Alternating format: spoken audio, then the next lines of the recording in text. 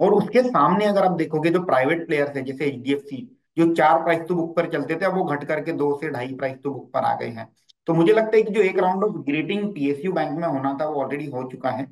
अब यहाँ से जब प्राइवेट बैंक के वैल्यूएशन बेहतर होंगे, जिस तरह से हम ऑलरेडी देख रहे हैं मार्केट में एक जो सेक्टर रोटेशन होता है कि जो प्राइवेट बैंक की शेयर हैं वो अब आउट परफॉर्म करना स्टार्ट कर दिए हैं, जैसे ICICI bank, HDFC bank, Kotak, axis, they have started moving up. एक बार इनमें जब वन राउंड ऑफ री रेटिंग कंप्लीट होगा प्राइवेट बैंक में, उसके बाद शायद पीएसयू बैंक में हम अपमूव आते देखेंगे। बट एक चीज ध्यान रखना होगा कि पिछले रैली में हमने देखा था कि सभी पीएसयू बैंक में एक साथ रैली आई थी। अब यहाँ से जो बैंक नंबर डिलीवर करेगी डेफिनेटली उसी में उसी को मार्केट रिवॉर्ड करेगा, क्योंकि जो एक एक्स्ट्रॉर्डनरी ग्रोथ का फेज था वो सभी बैंक्स के लिए, पीएसयू बैंक के लिए खत्म हो गया। अब जो इंडिविजुअल बैंक से जो बेहतर नंबर देगी, अनुमान से स्ट्रीट से बेहतर नंबर देगी, वहां हम एक स्ट्रॉन्ग अपमूव आते हुए देखेंगे। At the same time PSU bank में एक री रेटिंग का एक कारण एक हो सकता है, जो कि मुझे लगता है डाइवेस्टमेंट, जो कि गवर्नमेंट मुझे लगता है कि पोस्ट महाराष्ट्र के इलेक्शन के बाद शायद आईडीबीआई बैंक का स्टेक सेल जो है उसे कंप्लीट करे, या छोटी बैंकों का कहीं फिर से इनिशिएटिव ले बेचने के लिए। उस वक्त शायद एक काइंड ऑफ एक अपमूव, स्ट्रॉन्ग अपमूव हम देख सकते हैं। मुझे लगता है कि with in PSU bank one should stick with the quality banks like Indian bank, Canara bank, bank of Baroda, rather than जो बहुत बहुत ज्यादा छोटे बैंक है, यूको बैंक, जहाँ फ्री फ्लोट ही नहीं है बिल्कुल भी।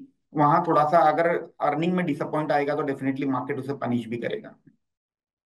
मेटल्स, निफ्टी मेटल इंडेक्स 6% ऊपर है सितंबर में, अचानक से तेजी आई। और ये लगातार टूट रहे थे स्टॉक्स, मेटल स्टॉक्स। एक तो इस तेजी के पीछे कारण, और क्या ये तेजी अभी और बढ़ सकती है?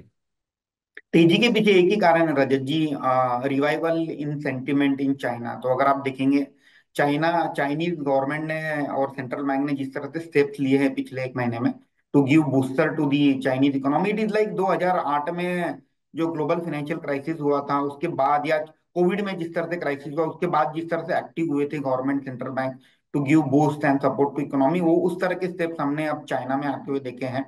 और वर्ल्ड का लार्जेस्ट कंज्यूमर एंड प्रोड्यूसर दोनों चाइना ही है मेटल के पैक से।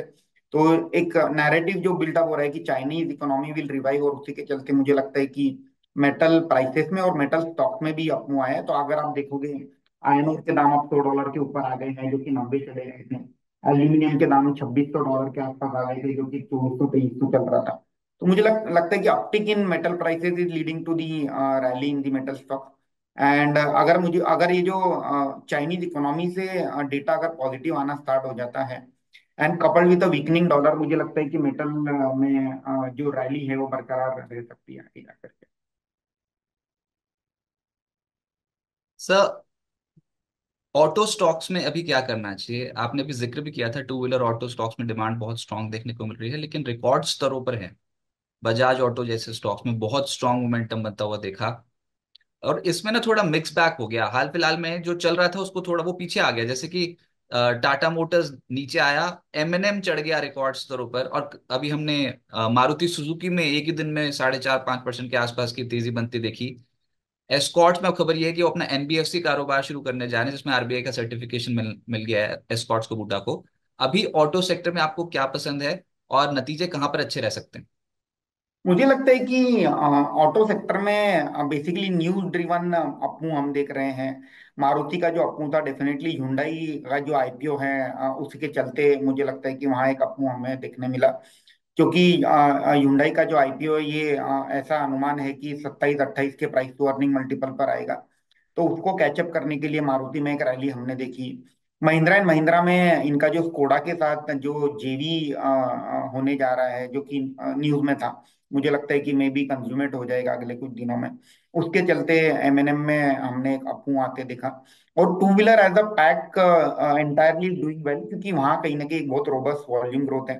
पूरे ऑटो सेक्टर के सामने टू व्हीलर एक ब्राइट स्टार की तरह उभरा है पिछले 3-4 महीने में। तो with in two wheeler pack मुझे लगता है कि वैल्यूएशन के लिहाज से अभी भी हीरो मोटोकॉर्प जो है चिपर वैल्यूएशन पर है। अगर आप देखेंगे टीवीएस मोटर, बजाज ऑटो, दोनों 30 या 35 के पी पर चलते हैं FY 26 के अर्निंग पर। और उसके सामने हीरो अभी भी 22-23 के पी मल्टीपल पर है। और at the same time hero में आगे जा करके दो ट्रिगर भी है, एथर एनर्जी का आईपीओ आएगा, जिसमें हीरो की तकरीबन 43% हिस्सेदारी है। हीरो फिनकॉर्प जो कि उनका एनबीएफसी आर्म है, उसकी भी आईपीओ आने की बात है। तो मुझे लगता है कि ट्रिगर भी है, मार्जिन ऑफ सेफ्टी भी है, तो हीरो मोटोकॉर्प को among the large cap definitely देखा जा सकता है। महिंद्रा एंड महिंद्रा ऑब्वियसली मैं रिकमेंड करूंगा, बाय ऑन डीप का कैंडिडेट है। न्यूज के पहले ऑलरेडी स्टॉक चल चुका है, तो मुझे लगता है कि चेज नहीं करना चाहिए, मे बी थोड़ा सा हल्की सी जब गिरावट आए तब उसको महिंद्रा एंड महिंद्रा को देखा जा सकता है। And at the same time ये जो इंडस्ट्री है इसको ऑटो एंसिलरी के थ्रू भी प्ले किया जा सकता है। जैसे एएसके ऑटो हो गया, फीएम हो गया, FIEM, FIEM, FIEM industry, SJS enterprises, Pricol, Minda corp, ये कुछ कंपनीज है ऑटो एंड में जो हमें अच्छी लगती है मीडियम टू लॉन्ग टर्म के लिए आते हैं।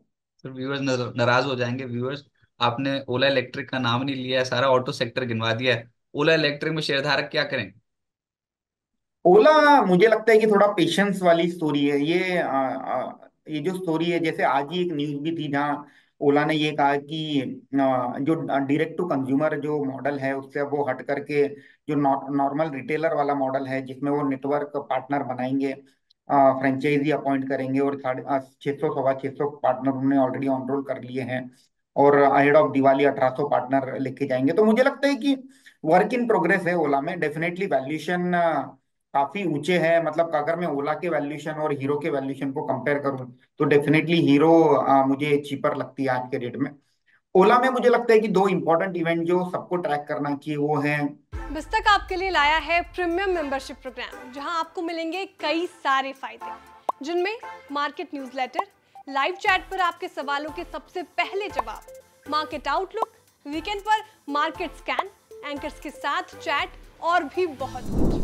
इस प्रीमियम सब्सक्रिप्शन में 3 तरह के प्लान हैं, सिल्वर, गोल्ड और प्लैटिनम, जिनकी शुरुआत मात्र 159 रुपए महीने से होती है। इससे जुड़ना भी बेहद आसान है। बिस्तक के YouTube चैनल पर जाएं, ज्वाइन बटन पर क्लिक करें और अपना प्लान सिलेक्ट करें। बस बन गए आप हमारे प्रीमियम मेंबर।